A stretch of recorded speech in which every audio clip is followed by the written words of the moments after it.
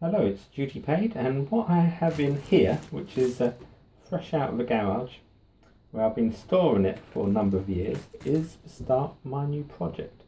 But you don't want to have a look at old bin bags, black sacks, so we will open this up and take a look. So, what we have here is a Antec 900 case. Now, we're talking, what we're now, 2019. Back in about 2007, I decided to build my first PC. I'd been using a lot of laptops, desktop replacements and things like that, and I never had a PC of my own, so I researched it, even bought a book back then. There wasn't much information on the internet of how to build a PC, and one of the things I chose was this case. Now, it kind of served me well for a number of years, but this case is completely different than modern cases, and to be frankly, it turned out to be a bit of a annoyance. The fans at the front were clipped onto the hard drive cages, and you had to remove a whole lot to get out the fans to dust them. The thing used to fill up with dust as soon as you switched it on after cleaning it, and the top fan ended up being really noisy, and it was a bit of a sort of, a lot of people went crazy over this case, mainly for the styling. Now it's a bit of a shadow of its former self, pretty well stripped and gutted, and what I'll be doing now is harvesting useful parts. Now, you say useful parts from my old Antec 900 case, what are you going to get? Well, the main thing I want is the motherboard tray, and that will be for a later build, and hopefully with the progression of the videos it will reveal itself. I won't go into too much detail yet, but it will be a custom build. We're not talking anything super powerful, no i9s and stuff like that, but it will be a custom because I don't have the money. If anyone wants to sponsor me, jump on board. Intel, AMD, I'm not fussy. But I don't have the money, so this will be more of a media center build to go with my gaming rig, which is getting a little bit old now, but it's still a i7. What is it? 4770K, a little bit tweaked, and it's got a 970 in there. It plays the games. It might not be 4K at 6,000 FPS, but it does the job. So firstly, we will take this off, and we will see. Now, these are still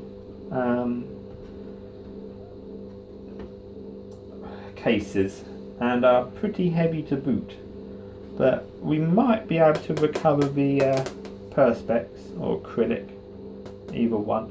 That's only just screwed in through the holes, and that might be useful. And obviously the mesh there, and that might be useful as well.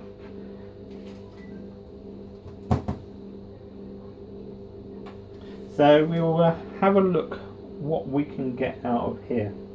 It looks to be, I thought there was still a hard drive in it, but no, that's just a Skeletor one. So have I made my own video too dark? No, it's alright.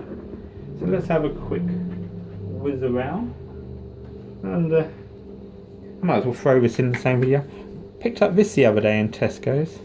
It's a magnet bottom, and it's got a torchy one end and a sort of LED light bar the other, and this angle bracket which was stiff as days to begin with, so you can stick that onto a surface. Let's have a look. Kind of. Magnet's a little weak, so you can illuminate your work area. So there's steel up here.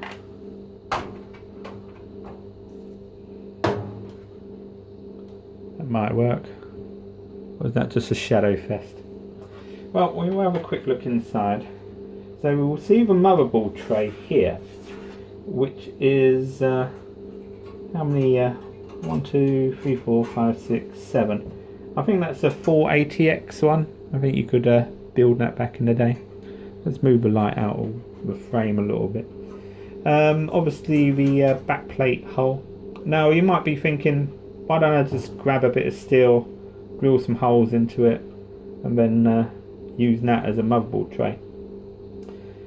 It's possible, you can get the drill patterns, but it's all a little bit extra work when all this is perfectly lined up to the backplate hole. Now this is a riveted design, so we'll have to get the drill out. And this case, like the hard drive cages are standard, but they use incredibly long screw from the side, and also it's the weird UNC thread, and you got the thumb screws to lock it in. Probably use at least one of the hard drive cages. There seems to be a hard drive of some description stuck in there. Well, not really a hard drive. The camera probably can't pick that up. Just a gutted one that I was using for testing. I've been looking for that actually. A few other oddities in here, all Molex connectors for the fans, and they did come with this little fan, low, medium, high, which didn't seem to make any difference whatsoever. Up the front, too close. At the front you got USB 2 ports, and you got the power switch there. And if you notice the hole, that was where the reset switch decided just to fall out one day. It's a little bit sparse front panel, and also they're gone a bit rusty, because I had this wrapped in black sack, so it was probably breathing, the moisture getting in, causing anything to rust. And also unpainted, so this motherboard tray looks a little bit too large, but the motherboard you probably plan to use will be a micro ATX. Was it no mini ATX or micro ITX? Have we got a mini ITX micro? Anyway, a small motherboard. So let's flip this round and just see from the other side. It's already a bit lighter now that the other panel's off. I nicked the thumb screws years back.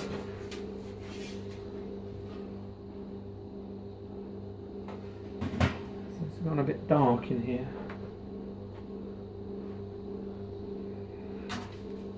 So let's have a look. This actually looks to be semi-modular from here, and these are the thumb screws. If you notice, there's let's get a bit more light on the subject. So if you notice, this is the back of the motherboard tray. No CPU cooler hole, so it's literally a motherboard out job every single time. Cable management, there's no room behind here. There's a little bit more room behind the hard drives, but you're talking like PSU power through a sharp hole, and then at least they rounded these off, but it was easier just to drag them up through the outside. You know, modern cases now have a little bit less at the front, a little bit more at the rear. So I won't probably dismantle this on screen, because it'd just be me drilling, swearing, and getting in the way of myself. But I thought we might just look around the donor, and then when I've prepared it, we will see the recovered parts, and then we'll go from there. And then probably another video. I'm trying to make more videos again, but you know, standing in the kitchen with the fridge groaning away, which I apologise about. No one's sent me a new fridge yet. But what I plan to do is make a few more videos. Next one, I got a little Arduino project cooking up, a little clock. Nothing too complicated. You can follow along with that one as well. And then just general bits and pieces, and me moaning about life, and all the good stuff which you sub for. And if you haven't subbed, then please drop a like, even dislikes nowadays. If you really hate this video enough to dislike it, do that as well, because that helps me, believe it or not. View's a view, and a rating is a rating. YouTube don't care if you like videos or not. In fact, some of the most hated videos are the most viewed. But at any rate, I digress, and you've just been looking at a piece of metal for a while. But let's look at the top fan. Get some good light on that. I think that's a 240. Rattled like anything in its final days. So back in the day, this had a Asus, forgive me if I forget all the terms, a P5KE, which is Wi-Fi variant motherboard. It had the Q6600 CPU. It had 500 gigabytes hard drive, spinny type, and what it started off with a 560, I think. Was that later? It never had a very good thing. If you wonder where the parts are, I bought a £20 case, which was actually a little bit hard to work with, a little bit sharp as days on the edges, and took a little bit of wrangling to get it all in, but the case was actually overall better built, and the PC still lives as another media server, so a little bit long in the tooth, and I've stuck a new hard drive in that to relieve it, but no, that works well. So we will look around here in the front panel. So you could have 3 DVD drives. That would impress your friends. Not just one DVD drive, which is had. You could have 3, so you could copy a movie, copy 2 movies, and sell them down the market. You know, and then we had these 2 hard drive cages with built-in fans, which this used to be black back in the day, and then you clean it out. What was it, 3 months, and then it just used to be dust again, and there's still dust in there, and it's still a nightmare. But you know, the Antec 900 cases, if anyone says do you want one, just say no. There's a lot better out there nowadays. And as I say, the reset switch fell out. I think I've got that somewhere. And you have this strange cable management for front. Well, at least it was all marked up, but I don't think I'll be using any switches. Yeah.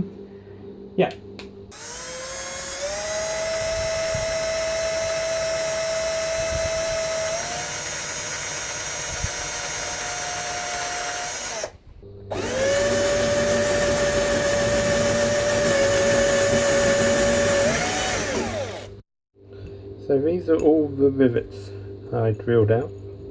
If you're wondering how to drill out a rivet, best way is the good drill bit. I use a 5mm, it just seemed appropriate, and the top of the rivet will look like a little sort of inlet, little bunghole, and you just drill that until it literally pops off from its base. You can see that's the side I've actually drilled, and once that pops off, don't let these can easily start walking up the drill bit, and you used to do that at work, and then your drill bit completely covered in rivets that you never get off. So once you drilled them out, I only kept them because that's how many I had to sort of drill out to get through. Only takes a few seconds and a bit of fluff there.